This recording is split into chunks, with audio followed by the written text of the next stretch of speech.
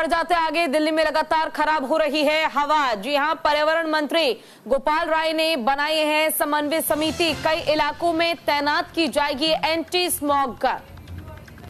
तो दिल्ली में बढ़ते प्रदूषण को देखते हुए पर्यावरण मंत्री गोपाल राय ने 13 समन्वय समितियों का गठन किया है। दिल्ली में 13 ऐसे हॉटस्पॉट चिन्हित किए गए हैं जहां प्रदूषण खराब से अति खराब यानी कि गंभीर श्रेणी की ओर आगे बढ़ रहा है। इन 13 हॉटस्पॉट्स के लिए अलग अलग कमेटियां बनाई गई हैं। गोपाल राय ने कहा वहां प्रदूषण के स्रोतों की पहचान की गई है और एमसीडी डीसी को इसका प्रभारी बनाया गया है। तो देखिए, वो ग्राउंड का दौरा करेंगे। पीडब्ल्यूडी की ओर से मोबाइल एंटी स्मॉग गन भी तैनात की जाएगी ताकि वहां धूल प्रदूषण को नियंत्रित किया जा सके। तो देखिए, दिल्ली की अगर हम बात करें तो दिल्ली में एयर पॉल्यूशन एक बार फिर से बढ़ता हुआ नजर आ रहा है। बढ़ने का कारण अभी स्पष्ट नहीं हो पाया है, लेकिन दिल्ली का AQI लेवल काफी खराब श्रेणी में पहुंच चुका है।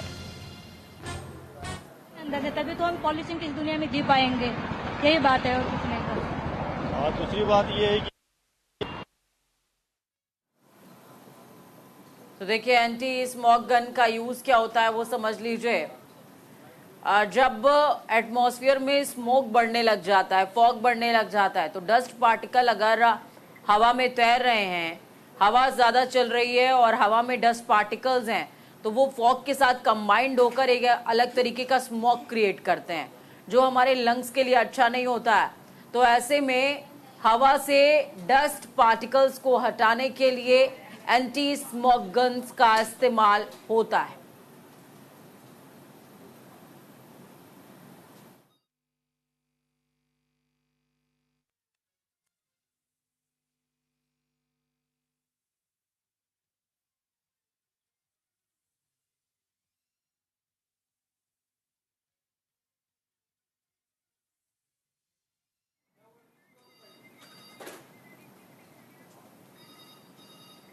तो देखिए, पर्यावरण मंत्री गोपाल राय ने 13 हॉटस्पॉट्स चिन्हित करते हुए वो 13 हॉटस्पॉट्स जहां पर हवा खराब से बहुत खराब की श्रेणी में है, उनके लिए 13 कमेटियां गठित करने की बात कही है। 13 कमेटियां लगातार ग्राउंड पर एक्टिव रहने वाली हैं, मॉनिटर भी करेंगी और उसी मॉनिटराइजेशन के बेस पर निर्णय आगे लिए जाएंगे। बिल्कुल, तो देखिए, कई इलाकों को चिन्हित किया गया है। लगभग 13 हॉटस्पॉट बनाए गए हैं जहां पर एंटी स्मोक गन को तैनात किया जाएगा, जिसके जरिए हवा से डस्ट पार्टिकल्स को खत्म किया जा सके। इतना ही नहीं, आपको ये भी बता दें कि लगातार दिल्ली में एयर पॉल्यूशन जो है वो बढ़ता जा रहा है और AQI लेवल काफी खराब श्रेणी में पहुंच चुका है। दीपावली से पहले हालांकि दिल्ली NCR में पटाखों पर बैन लगाया गया, लेकिन बावजूद इसके एयर क्वालिटी काफी खराब नजर आ रही है। प्रदूषण का स्तर अगर ओवरऑल देखें तो पुअर कैटेगरी में पहुंच चुका है, लेकिन दिल्ली का AQI पुअर कैटेगरी में होने के बावजूद दिल्ली के अंदर 13 ऐसे स्थान हैं जहां पर AQI का स्तर धीरे धीरे 300 के पार पहुंच चुका है। चलिए, इस खबर पर ज्यादा जानकारी के लिए भावना से सौदिया ग्राउंड जीरो से लाइव जुड़ी हुई है हमारे साथ में। भावना, 13 ऐसे क्षेत्र जहां पर आबो हवा खराब से बहुत खराब श्रेणी में दर्ज की जा रही है, उनके लिए 13 कमेटियों के गठन की बात दिल्ली सरकार की तरफ से की गई है, लेकिन ये पहली बार नहीं है, हर बार ऐसा ही होता है। जी पूजा, ये बात सही है। दिल्ली की सर्दियों के दस्तक देते ही दिल्ली की आबो हवा बहुत ही खराब श्रेणी में पहुंच जाती है और अगर अब फिलहाल की बात की जाए तो दिल्ली में तमाम जगहें ऐसी हैं जहां पर AQI लेवल जो है 300 के पार देखा जा रहा है, जिसको लेकर दिल्ली सरकार हर तरीके के एहतियात कदम उठाती जा रही है। लगातार बैठकों का दौर भी जो है वो जारी है। वहीं अब कल आम आदमी पार्टी के पर्यावरण मंत्री गोपाल राय ने एक कमेटी का गठन किया जो 13 हॉटस्पॉट है, यानी कि अशोक विहार, आनंद विहार, और जहांगीरपुरी, नरेला, तमाम कुंड का जो तमाम हॉटस्पॉट है वहां पर प्रदूषण बढ़ने की वजहों को जांचा जा रहा है और उस प्रदूषण को किस तरीके से कम किया जाए उन सभी चीजों का इस्तेमाल किया जाएगा। एंटी स्मोक गन्स जो है वो तमाम जगहों पर लगाए जाएंगे और साथ ही साथ जो कमेटियां गठन की गई हैं उनके इंचार्ज के लिए, उनके मॉनिटरिंग के लिए एमसीडी के डीसी को जो है इंचार्ज बनाया गया है। तो कहीं ना कहीं देखा जाए तो पर्यावरण की रोकथाम के लिए दिल्ली सरकार हर तरीके से काम करने की कोशिश कर रही है, लेकिन